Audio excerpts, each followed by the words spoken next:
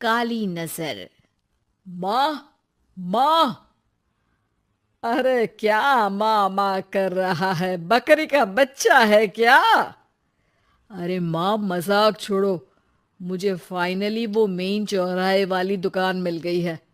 अब देखना, आपका बेटा दुगनी स्पीड से पैसा कमाएगा। ओफो, ये क्या? मेरी ऑनलाइन मेकअप क्लास चल रही है। इतनी जोर से क्यों बोल रहे हो आप दोनों? अरे मेरी धर्म पत्नी जी, मेकअप क्लास बाद में करना।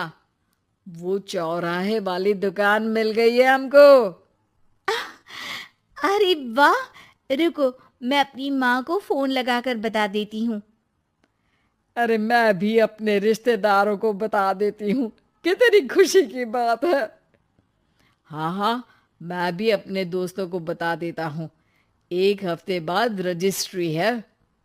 बस, घर में खुशी का मौका था। उन तीनों ने अपने अपने फोन उठाए और लोगों में बात फैलाना शुरू कर दिया। और रही सही कसर, श्वेता बहू ने अपने पड़ोस में सबको बताकर कर दी। अरे वर्मा आंटी, अब हम भी जल्दी कार ले लेंगे। घर का रेनोवेशन होगा और ठाट से रहेंगे हम भी। अरे, ऐसा क्या हुआ? लॉटरी बाटरी लग गई है क्या? अरे, इस बार चौराहे वाली मॉल में हमको भी दुकान मिल गई है। दुकान नंबर 21, जो एकदम चौराहे पर है। अब ग्राहक बढ़ेंगे तो आमदनी भी बढ़ेगी ही ना। अरे वाह, कितनी खुशी की बात है। मैं बहुत खुश हूँ तुम्हें इतना खुश देख के। बाकी एक बात कहूँ, सबको मत बताते फिरना। किसी की नजर लग जाएगी तो खुशी की खबर वापस लौट जाएगी। हैं? ऐसे थोड़ी ना होता है। अब डरा रही हो। अरे सही कह रही हूँ। काली नजर कहते हैं इस चीज को। जब आप किसी को कुछ बताओ और वो काम बिगड़ जाए। अरे लेकिन मैं तो। तुमने सबको बता दिया ना? हाँ, फोन लगा लगा के। अब बच के रहना। काली नजर बड़ी खतरनाक होती है।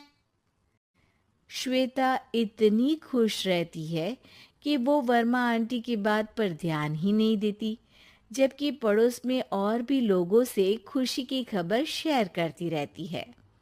अगले दिन राजेश बहुत दुखी होकर घर आता है। अरे बेटा, क्या हुआ? मुंह क्यों सूजा हुआ है? मधुमक्खी ने काट लिया क्या? माँ, वो दुकान किसी और के पास चली गई। किसी ने ज्यादा भाव लगा दिया। अरे पर बात तो आपसे हुई थी ना उस दुकान वाले की। हाँ, आज मैं टोकन अमाउंट देने गया था, तब मुझे पता चला। कोई आकर सुबह मुझसे पहले ही ज्यादा अमाउंट दे गया। हम्म, काली नजर। क्या? क्या कहा? वर्मा आंटी ने समझाया था कि किसी को बताना मत, वरना काली नजर लग जाएगी। अच्छा, तुम्हें उनकी बात मान लेनी चाहिए थी। उनकी बात मान लेती, लेकिन उसके पहले ही सबको बता चुके थे ना हम तीनों। अरे अगली बार से ध्यान रखेंगे। कोई भी नई चीज होगी तो किसी को नहीं बताएंगे। तीनों कुछ दिन ऐसे ही रहते हैं, पर एक दिन श्वेता को एक मेल आता है। राजेश, मेरा ऑनलाइन मेकअप कोर्स कंप्लीट हो गया। अब मैं खुद का पार्लर खोल सकती हूँ। अरे वाह, अपने मोहल्ले में ही खोलते हैं। ये जो घर के सामने दुकान है ना, वहीं। हाँ, यहाँ सस्ती भी मिल जाएगी। अगले दिन श्वेता वर्मा आंटी के पास जाती है, मिठाई का डब्बा लेकर। अरे आओ आओ, कैसे आना हुआ? जोर से नहीं बोलूंगी। वो सामने वाली दुकान है ना, वहां मैं अपनी पार्लर की दुकान खोलने वाली हूँ, उसकी मिठाई है। अरे वाह, बहुत बधाई हो तुमको। हाँ, मैं कमाने लगूंगी तो राजेश पर पूरे घर का बोझ नहीं रहेगा ना आंटी जी। ये तो है। पर ये बता कि तूने ये बात किसी और को तो नहीं बताई ना?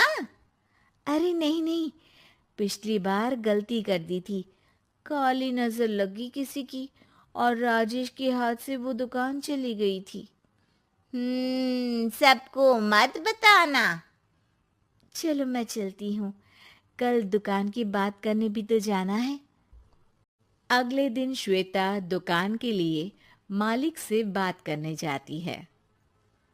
अरे लेकिन दुकान तो हम कल रात को ही किसी को दे चुके हैं। कल ही? हाँ, कल ही।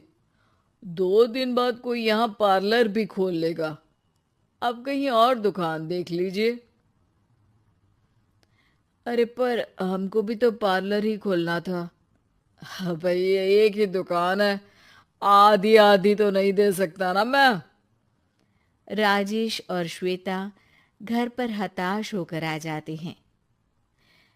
इस बार तो किसी को बताया भी नहीं था, अब किसकी काली नजर लग सकती है?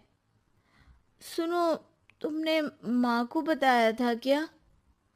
अरे कैसी बात कर रही हो? माँ की नजर थोड़ी ना लगेगी। पक्का तुमने किसी को नहीं बताया था ना? सिर्फ वर्मा आंटी को बताया था, उन्होंने ही मुझे किसी को नहीं बताने को कहा। अरे यार, तुम भी सही हो। मेरी माँ को नहीं बताने को कह रही हो, पर वर्मा आंटी को बताना तुम्हें जरूरी लगा। अरे वर्मा आंटी ने ही तो काली नज़र के बारे में बताया था ना, वो हमेशा हमारा भला ही तो चाहती है। मेरी माँ भी हमारा भला ही चाहती है। अरे पर चिल्ला क्यों रहे हो? बात नहीं कर सकते क्या आराम से?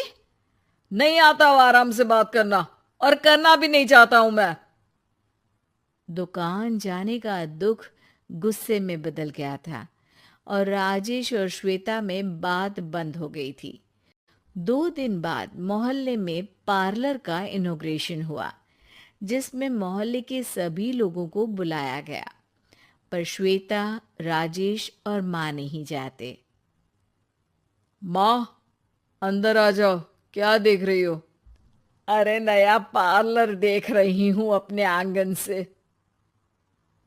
देखो, माँ को दूसरे का सुख देखने में कितना मजा आ रहा है, मेरा दुख नहीं दिख रहा इन्हें। यह मेरा पार्लर भी तो हो सकता था। अरे चुप रहो यार, हर बात में लड़ाई क्यों ढूंढ रही हो? राजेश और श्वेता फिर बहस करने लगते थे। तभी माँ ने दोनों को बाहर बुलाया। अरे जरा देखो तो, दुकान चलाने वाले का बोर्ड पर नाम क्या लिखा है? श्रुति वर्मा। गाड़ी निकाल बेटा, हमें कहीं जाना है। काली नजर का इलाज कराने? राजेश अपनी बाइक निकालता है। तीनों ट्रिपलिंग कर रहे हैं। माँ राजेश को उस मॉल वाली दुकान पर लेकर जाती है जहाँ राजेश अपनी दुकान खोलने वाला था। यही दुकान लेना चाहता था ना तू? हाँ, पर इनको भी दुखी करने लेकर आई हो क्या यहाँ पर दुकान दिखाकर? वहाँ काफी नहीं था? अरे श्वेता, थोड़ा सब्र रख, अभी पता चलेगा कि हम यहाँ क्यों आए हैं। बता, इस दुकान चलाने वाले का नाम क्या है?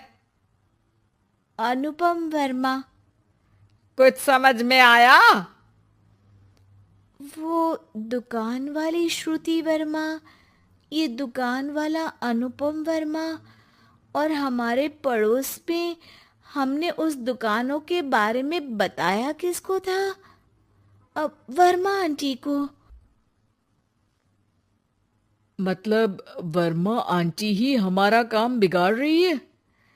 नहीं नहीं, ऐसा नहीं हो सकता, ये बस इत्तेफाक है। राजेश अपना फोन निकालता है और श्रुति वर्मा और अनुपम वर्मा के नाम फेसबुक पर सर्च करता है, जहां ये दोनों ही वर्मा आंटी के रिश्तेदार होते हैं। श्वेता को समझ में आ जाता है कि वर्मा आंटी की ही नज़र खाली नज़र है। अब क्या करना है? कोई भी खुशी की खबर हो तो काली नज़र से बचना है, यानी वर्मा आंटी से बचना है। अरे पर मुझे ये समझ में नहीं आया कि वो हमारे साथ ऐसा क्यों करेंगी। अरे बेटा, एक सीख है, दूर के आदमी को आपकी तरक्की से कम परेशानी होगी, पड़ोसी को ज्यादा। दोनों माँ की बात में हामी भरते हैं और अगला काम चुपचाप करने की कसम खाते हैं, ताकि आगे से वर्मा आंटी कोई काम ना बिगाड़ सके।